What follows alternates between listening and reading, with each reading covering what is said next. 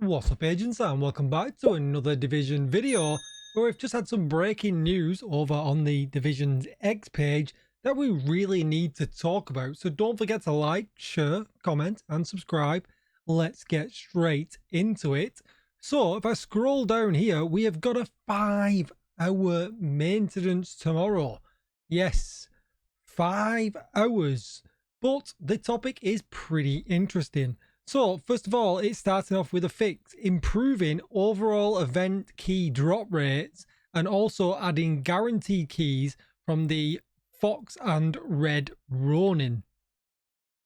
So my video that I made earlier on today will be even better tomorrow. So if you want to go and farm keys tonight or tomorrow after maintenance, that is going to be even better starting tomorrow. And to be honest, this is nothing but a good thing. Keys have really been in short supply. There's a lot of RNG around it, unlike the previous events where we had the bounty that we could go and do, and we pretty much knew that we could go and farm the bounty and get a decent amount of keys. This time around, they've obviously tried to change that, maybe trying to come away from keeping the bounties in people's inventories, because obviously we can still farm them now if you're still lucky enough to have one in your bounty inventory. Maybe they wanted to come away from that, but in doing so, it's kind of led to this bit of a key drought, and especially with prototype items, the first balloon being prototype and things like that in the loot pool, people want to get hold of more keys naturally, and obviously there's been a little bit of anger around that on the various places on the internet to do with the Division. Let me know what you think down below in the comments, but fingers crossed this is a good change and it's going to rain keys a little bit for us starting tomorrow, because I think we've got about 2 weeks left of the event. But don't worry, we'll jump into the game just at the end of the video just to check out everything else that's going on this week. And then a little bit of an interesting one, which I'm really hoping leans towards something staying as it is regards to prototype drop rates. So you can see here they're going to remove prototype gear drops from loot crates, as these were not intended. So when you go into escalation and you open up a crate, there's a very high chance that you will get a targeted loot item. And what that tends to be in escalation is a prototype version of said item, meaning your first run every day for that mission, because you can only ever open crates once a day, you're getting a lot of prototype cores. Now, is that really that bad? I don't think so, but there are some missions that are much better than others. So for instance, if you run Manning National Zoo, there is a ton of crates in that mission, whereas not so much in some of the regular older missions that we've got in the game, perhaps, you know, in DC. So some have a severely weighted advantage over others, and to be honest, I'm a little bit conflicted with this. The fact that you can only do it once a day, yes, you can do it on multiple characters, which I suppose then starts to sway the odds in the fact that maybe it is a little bit too generous, but the regular drop rates seem to be pretty good as well now anyway, and that's kind of what I was getting at. I suppose we can kind of compromise on this a little bit when it comes to the fact that if the drop rates are staying the same to how escalation is right now, and they're only taking away the loot crate possibility, then I guess it's not too bad. My problem is going to be is if they change the other drop rates maybe later on, because obviously they are quite generous at the moment, but that again is twofold.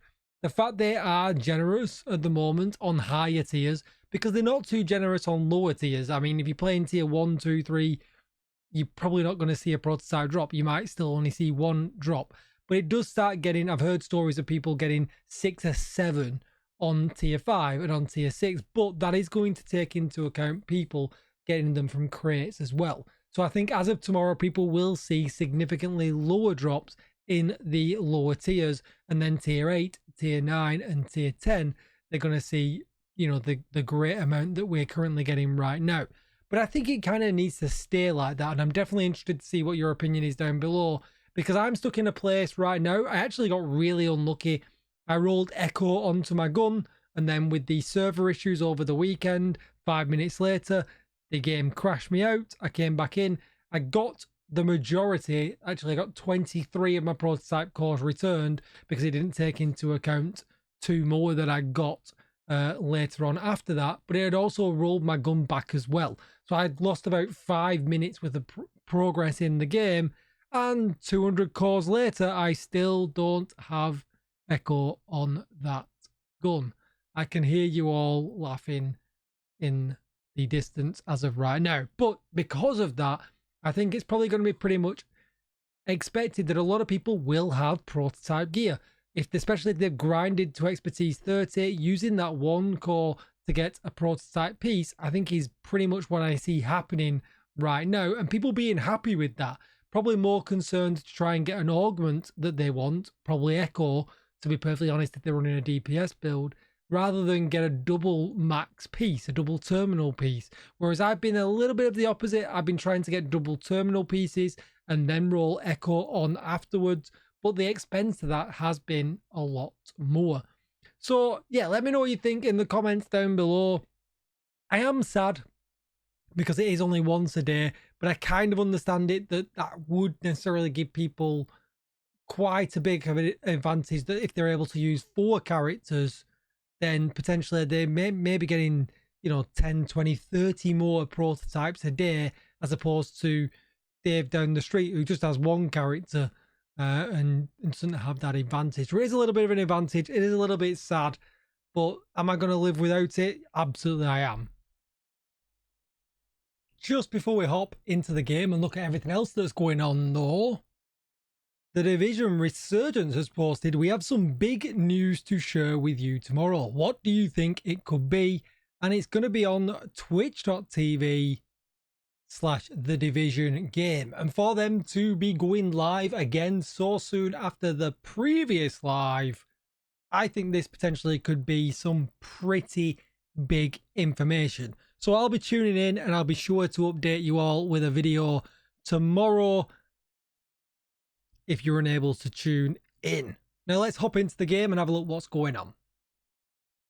Alright, so just in the game, and it's pretty beautiful. I mean, I was logged in before, there was an absolute storm. I managed to tag a picture of it over on my X page if you want to check it out. I have never seen a storm, but with blossoms. It was pretty crazy. But anyway, obviously we know that the Cherry Blossom event is on. We've got another 2 weeks of it with the changes that are coming tomorrow as well. So be sure to farm up all of your items. If you want to know what any of the items are like in any of the caches, I'll link all them videos down below. But just going over to the event timeline, we have still got 3 times XP on until tomorrow morning. So be sure to take advantage of that. I did also post a video about how best to farm that. I will link that down below as well. As you can see, I've not taken enough of advantage of this. I need to do some farming tonight. But we've got optimization surge coming tomorrow, which is really good for people that want to maybe level up their items for expertise.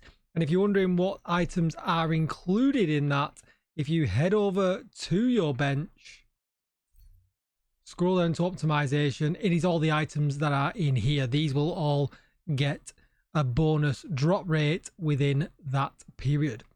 That's going to be it for the video. Don't forget to like, share, comment and subscribe. Thanks for watching. As always, I'll see you in the next one. Bye bye.